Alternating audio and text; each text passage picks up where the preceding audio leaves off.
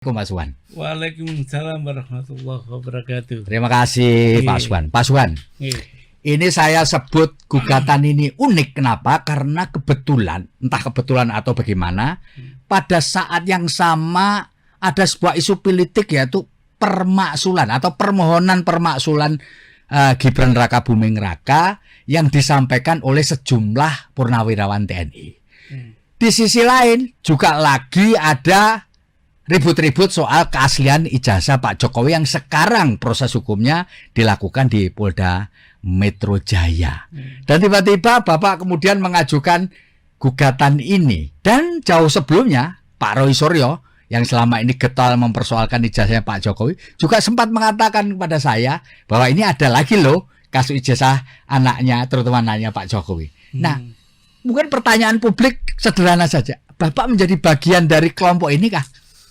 Baik Bapak Vivi, ya. Kan saya bercerita apa adanya.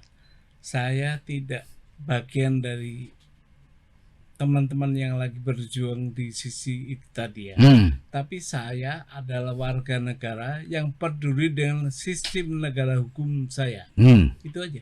Itu aja ya Pak? Itu nggak ada yang lain. Oke Pak, apakah di dalam Bapak bisa cerita nggak? Gimana sih awal mulanya Pak Subhani ini kepingin mempersoalkan ijazah SMA-nya Gibran ini, Pak? Begini, Pak. Sebenarnya ini kewajiban seluruh warga negara.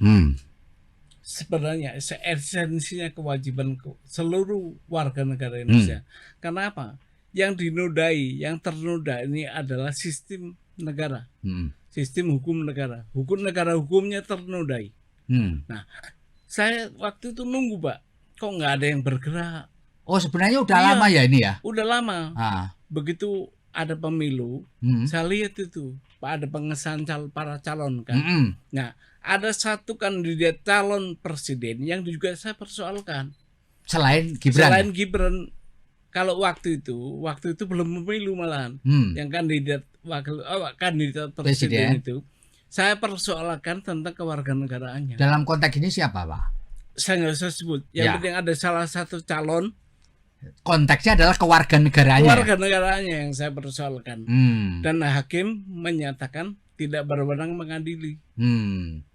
Saya bawa ke TUN juga begitu. Di TUN bilang saya tidak mempunyai legal standing. Saya nggak putus asa. Ini ada lagi nih.